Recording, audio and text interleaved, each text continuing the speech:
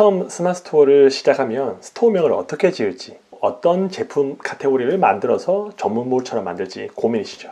제가 오늘 정답을 알려드리겠습니다. 스마트 스토어를 시작할 때 스토어명에 대해서 많은 사람들이 고민을 합니다. 어떤 이름을 적으면 조금 더 많은 사람들이 선호하고 좋아할까? 간판이라고 생각하시잖아요. 근데 스마트 스토어 명에 대한 재밌는 이야기를 하나 해드리겠습니다. 이 영상을 시청하신 분 중에서 본인이 네이버에서 쇼핑을 해보신 적 있으시죠?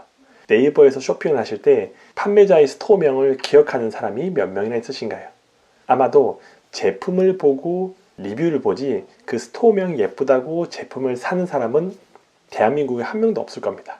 네이버라는 플랫폼을 믿고 사는 거기 때문에 스토어명이 중요한 것도 아니고 그 사람이 어떤 사람인지도 중요하지 않습니다. 오히려 파워 등급이냐, 빅파워냐, 프리미엄이냐 이런 것들을 볼 수 있지만 스토어명을 안녕하세요라고 짓는다고 주문이 안 들어온 것도 아니고 정말 기똥찬 돈 버는 형님들 같은 스토어명을 짓는다고 주문이 들어오는 것도 아닙니다.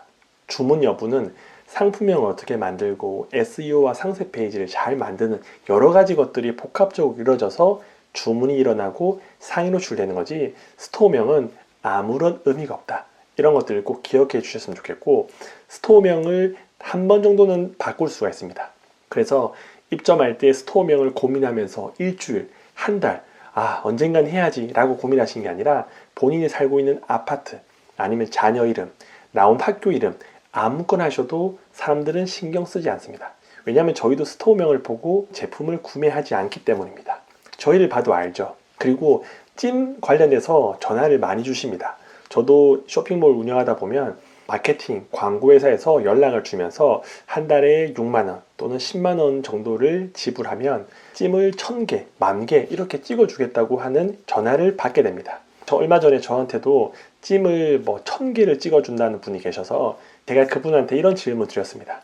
담당자님, 혹시 네이버에서 물건을 최근에 구매해 보신 적 있으신가요? 유리컵을 샀다고 하시더라고요. 그래서 유리컵을 샀을 때 상품에 대해서 찜이 몇 개인지 보고 구매하셨나요? 아니면 그냥 구매하셨나요? 물어보니까 찜을 보지 않고 구매했다고 하시더라고요. 이 말이 무슨 말인지 아시나요? 사람들은 구매할 때 찜 개수를 보고 구매하지 않습니다. 저는 상품을 그렇게 많이 샀는데 찜 개수에 따라 구매할지 말지 결정한 적이 단 한 번도 없습니다. 아니, 찜을 모르시는 분들도 상당히 많을 겁니다.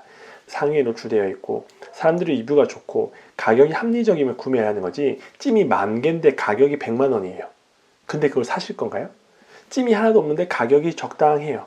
사시겠죠. 그래서 찜 관련된 홍보 연락이 오면 중요하지 않다라는 걸 인지하고 적당하게 거절할 줄도 아셔야 됩니다. 스마트 스토어에 입점하면 어떤 카테고리로 상품을 팔지 또 한참을 고민합니다. 일주일, 한 달, 그리고 까먹고 상품을 등록하지 않습니다. 그런 분들이 엄청나게 많이 계실 텐데 제가 하나 질문을 드려보고 싶습니다. 한 가지의 전문몰로 만드는 스토어와 잡동사니를 파는 다이소 같은 스토어가 있습니다. 과연 어떤 게 좋을까요?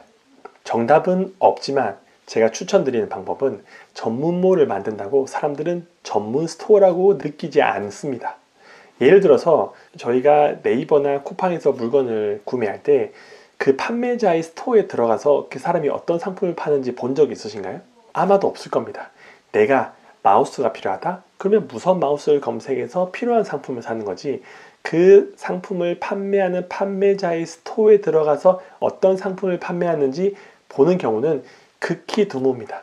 특히 패션 쪽이나 액세서리류 같은 경우는 그 스토어의 판매자가 어떤 상품을 파는지 들어가서 보는 경우가 종종 있지만 그 외에는 아마도 없을 겁니다. 소비자든 여러분들이 어떤 스토어를 운영하고 어떤 상품을 파는지 관심이 없습니다. 왜? 철저하게 검색 기반으로 내가 원하는 상품을 검색해서 그 나온 상품을 구매할 뿐이지 그 물건을 판매하는 판매자에 대해서는 관심이 없죠. 그리고 저희는 스토어명을 기억하기가 힘듭니다. 엄청나게 많은 상품을 일주일에 5개, 10개를 사는데 그 스토어명을 다 기억해서 다음에 물건을 살 때 그 스토어명을 검색해서 스토어에 들어간다.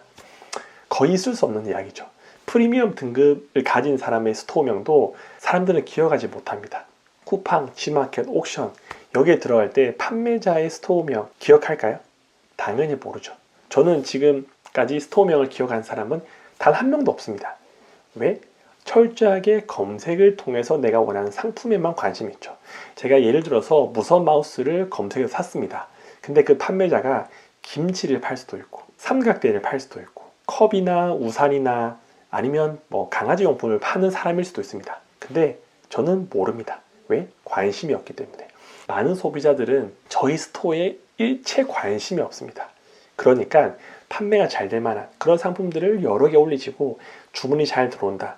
그러면 6개월 후 스마트 스토어에서 제시한 그 기준이 넘으면 스토어를 추가로 더 개설할 수가 있습니다. 그때 전문 스토어를 만들어서 운영하시는 게 좋지, 처음부터 뭔가 한계를 두고 나는 이런 스토어를 만들 거야 라고 해서 전몰로 만들다 보면 그 안에 갇히게 됩니다. 그래서 매출이 나오지 않으면 힘들어서 포기해버리는 경우가 많이 있죠.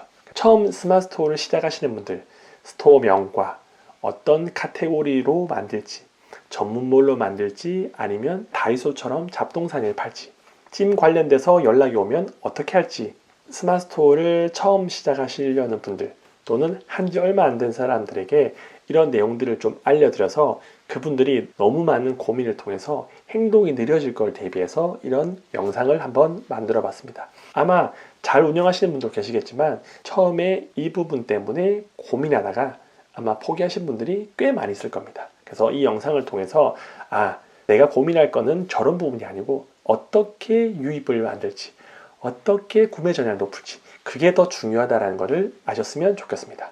오늘도 긴 영상 시청해 주셔서 감사합니다. 행복한 하루 보내시기 바랍니다. 스토어 하나 더 개설하려고 하는데 어떤 스토어명을 만들까? 어떤 상품을 만들까? 라고 고민하지 마세요. 그냥 시작하세요. 사람들은 관심 없습니다.